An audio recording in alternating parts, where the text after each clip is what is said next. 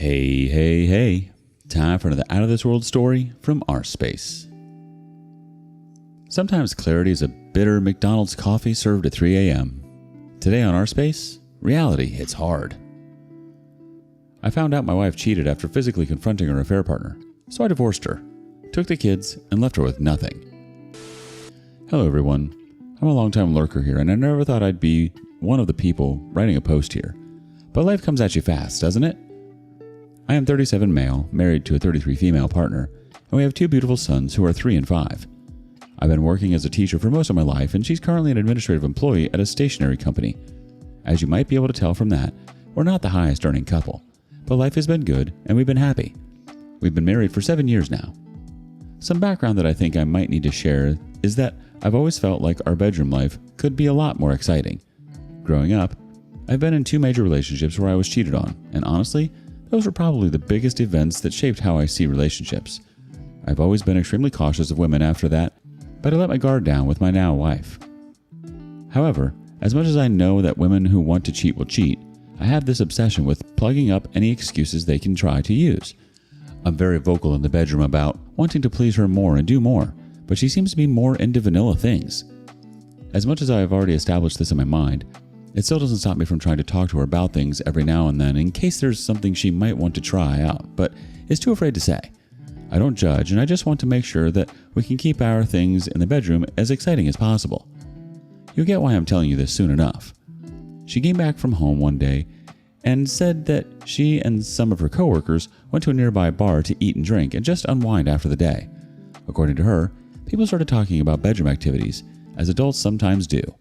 Then one of her coworkers, who we'll call Jake, started to talk a lot. By the way, I know Jake. I've met him before and he works closely with my wife, so he tends to come up often, but not in any way that really raised red flags. Today was different though, because as she was talking about his own sexual stories, she seemed to be relatively animated. She found his intimate life to be interesting by the looks of things, a lot more than all the other people she had mentioned in her story. Anyway, she came back home immediately after that, and after telling me the story, everything was fine. However, she seemed to really be in the mood when we got into the bed that night, and that was very different to me. She usually wasn't one to initiate, and when she did, it was hardly as intensely as she did that night. In the corner of my mind, I felt like she might have been turned on by the conversation that she and her coworkers had, but I felt like Jake in particular was what made her so excited. I couldn't help but think that she might have been fantasizing about him, which was a very disgusting thought for me to have. After that, I barely thought about this guy, to be honest. However, this happened around the end of the year and her company was going to have a Christmas party, and she asked me to come along with her. There was little reason for me not to. The kids were at an aunt's place for the holidays, so it was just us, and I like to get to know the people she works with better because they come up a lot in her end-of-day rants. Honestly, at this point, I had forgotten entirely about the whole thing with Jake because there was not enough for me to really be fixated on. Let me clarify something. I have met Jake before, like I said, and I've seen him interact with my wife. The two of them are very friendly, but not in a way that I thought was excessive. I'm sure he's one of my wife's preferred coworkers, which is fine. I can't assume that everyone of the opposite gender that she's friendly with is a threat. Now, the problem is when we saw Jake and he seemed to be avoiding my wife. He returned her wave, but he barely smiled and he didn't even make to approach. In fact, it looked like he intentionally decided to join a crowd of people who were talking. It was odd to me, but since my wife didn't say anything, I didn't either. At another point during the party, I managed to bump into Jake, but he just seemed like he wanted to get away from me, though he wasn't rude. Eventually, I took the hint and let him go, but the entire situation just seemed off to me. He wasn't acting that way around anyone else, and since that attitude seemed to extend to me and not just my wife, something started to seem fishy to me. Eventually, we got home and I tried to hint my wife by saying, Jake was acting odd today, wasn't he? But she seemed to be very disinterested and just waved it off, saying that he gets in strange moods sometimes. She had been working there for 3 years and she had never mentioned that, so it really did sound off to me. The problem is, my cheating phobia has returned and suddenly I think that all the signs are there that something happened between the two of them that she's not telling me. It could be that he made a pass on her and got rebuffed, or the other way around. It could be that something actually happened between them and he doesn't know how to handle being around her or around me. It gives the vibe of something that at least one party regrets, but she doesn't seem to be bothered about the whole thing, so I'm starting to feel that Jake made a move on her or touched her in some kind of way, and it is starting to take up too much of my mental bandwidth. I'm getting pissed and angry at the possibility, and I'm going to have to find out what's going on to settle my head. So, I've made the decision to try and check my wife's phone to see whether there's any correspondence between them. But if that fails, I guess I'll just have to ask her directly, and hopefully she might just admit to it if I can bluff and convince her that I know the truth. I guess we will see. Well, avoidance seems to say it all. I mean, how could he look the husband of the woman he's sleeping with in the eyes, and then suddenly being more inspired in the bedroom? She's got to release the steam somehow, right? And if she's not doing it with him, who better than her own husband? Update 1. So I have a massive update for all of you regarding the story I told a few weeks ago regarding my wife and her coworker Jake. The truth is that I was operating entirely on suspicion and I had nothing concrete to go by. But after reading posts here for years, I've realized that sometimes it is worth going by your gut feeling, quite honestly, so that's what I decided to do. Thankfully, I think it paid off, but it wasn't easy getting to the part where it did. So, as I said at the end of my last post, I made the decision to check her phone when I got the chance. The thing was, I didn't want her to have any suspicion, so I had to wait until the perfect moment, and when I got it, I went straight into her messaging apps. I checked Facebook Messenger, WhatsApp, and her iMessage, but I found nothing suspicious. I even saw a conversation with Jake in iMessage, but there wasn't much there. It was work stuff and basic pleasantries. I had about 10 minutes with the phone and I tried my best to check everything that I could, but I honestly found nothing to confirm my suspicions. However, there were some aspects in her chat with him where the conversation seemed to flow strangely, and I felt there could have been deleted messages there. The thing is, I knew that I couldn't end my search at that point. I went through her gallery on another day, hoping to find something that was at least a little incriminating, but once again, there was nothing of note there, which was quite annoying for me. I remember acknowledging how stupid it was that I couldn't find evidence of my wife cheating, and that somehow made me mad. I think I had held on to the belief that there was something between her and Jake, and I wanted it to be true because it was the only thing that would settle my head. I knew that if I found nothing, I would just come to the conclusion that she hid it very well, or I didn't check the right places. Eventually, I got fed up. When I summed up the courage, I decided to ask her about it straight up. She seemed pretty shocked by the accusation I brought against her, which seemed fair considering I brought it up out of nowhere. I didn't say she was cheating, but I asked her if there was anything between her and Jake. I even tried to soften the blow by making it seem like I felt it was more likely that he was making moves on her. She denied it all, though, but that gut feeling just never went away after that conversation, even though it should have. Honestly, the entire thing was very confusing for me to mentally navigate. Now, this is where things get pretty exciting. I was in a random McDonald's during a grocery run on a Saturday, and who do I see if not Jake, standing in line to order? I initially didn't want to engage, but I realized that he'd see me eventually, so I called out to him and waved. But he was the exact same way that he was at the Christmas party. It seemed like he wanted to get out of there as soon as he saw me. He seemed very shifty and his body language changed, and it wasn't like that before he knew I was there. As soon as he got his food, he left swiftly without even glancing at me.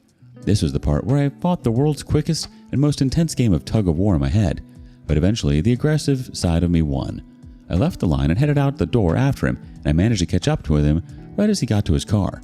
I'm not proud of what went down next because I honestly don't know what came over me, and I think it might be all the cheating experiences I've gone through in the past resurfacing in the least healthy way, but I pushed him against his car and asked him, "What's your deal, man?"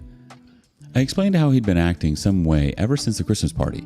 He got visibly shifty and he didn't even try to push back or react like most men would after being randomly shoved like that.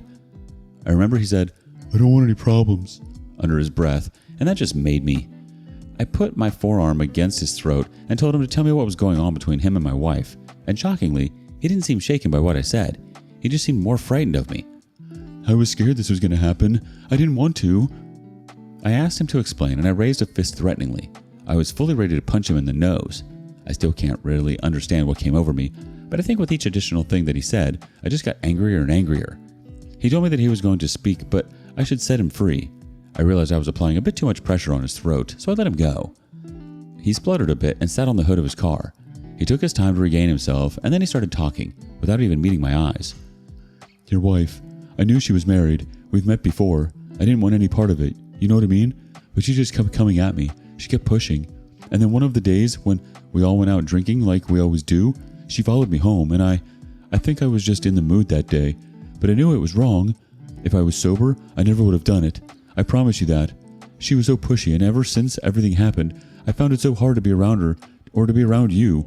I feel bad, but I couldn't confess." I think I stood there for about 3 minutes digesting everything that he said because it honestly made sense at the moment. That was why she wasn't bothered when she saw Jake at the Christmas party, and it was why he was so shifty around both of us. It likely only happened once, and they weren't having an affair, so it all explained why there was no trail on her phone. However, she might have tried to be flirty or pushed for a repeat and eventually deleted those messages. Yet, she lied through her teeth to me, as cheating partners obviously would do. Once I digested everything he said, I looked at him and told him, "Thank you for telling me the truth." I wanted to apologize, but I didn't, because at the end of the day, he still slept with my wife, whether he was under the influence or not. However, I decided not to mess him up beyond the fear I had already put into him. Let me say that I acknowledge that I was very reckless. I had very little proof that anything was going on before I physically confronted him, but I can't deny that the gut feeling was strong, and I knew I just had to get some degree of confirmation or it would have kept eating me from the inside. Yeah, I could have just scared him with words instead, but hey, it paid off and I guess that justifies my means. Now all that's left is for me to confront my cheating wife, soon-to-be ex-wife, with what I've found, and I'll kick her to the curb, but I want to make this really hurt for her, so I'm going to bide my time well. Who knows how many other people she's cheated on me with? I don't even want to think about it. I'll be back with an update once I settle everything. Ah, there we go. Hey, at least he's honest in a way that a deer might be when it's caught in the headlights. And of course your wife denied everything. Denial is practically an art form in these situations. Update 2. I'm back and I'm glad to be back. Here's what's going to be the final update of this saga with my ex-wife, and I'm glad to say that I finally gotten to the end of the road regarding this. I feel exhausted after all of it, but I'm glad I found the clarity and closure that I was looking for. So, when I decided that I was going to confront her regarding what I had learned from Jake, I decided to act unaware and just play the role of an insecure husband who didn't know the whole truth. I told her that I was worried, once again, that there was something going on between her and Jake, and her response was to say that I was clearly paranoid, that there was nothing. "When was the last time you saw me and Jake? Do you want to go through my phone and look through my pictures? You're starting to irritate me." At this point, I was pissed, so I told her straight up that I had spoken to Jake, and he told me everything about their drunken night. I could see her face change immediately. Her lips moved like she was about to say something, likely to instinctively deny it, but she held back. I think that she realized that there was nothing she could say. She must have realized that I actually knew what the truth was. "You lied to my face. Twice." "What was I supposed to do? Admit to cheating?" I didn't even know what to say to that because it was only expletives that were swimming through my head. After I recollected myself, I told her I was going to get a divorce and I was going to make sure I took everything from her, even the children. Then she started cursing at me, saying that she'd make sure that I was left with nothing before she'd ever let that happen. I couldn't handle it anymore, so I just walked out. The kids were at home and they were sleeping, and I knew things were going to get crazy if I stayed. I got back to the house the next morning and we didn't say a word to one another. She took the kids to school and went to work after that. While she was gone, I made sure to pack up all her things and put them right by the door. I also got in touch with a divorce lawyer who said he'd get to work right away so that the papers could be ready to serve her. Shockingly, when I served her with the papers, she accepted them willingly. I guess she was ready to frustrate me in the actual divorce proceedings and not before that. Needless to say, when the time came around, she came out dirty. She claimed I raped her regularly, physically assaulted her, and she told all sorts of lies to make me less credible and to turn me into the villain. It was clearly the plot that she and her lawyer had come up with to pull the kids away from me in the very least. I didn't have any evidence of her cheating, which definitely didn't help my case, but funny enough, she never denied it explicitly throughout the proceedings.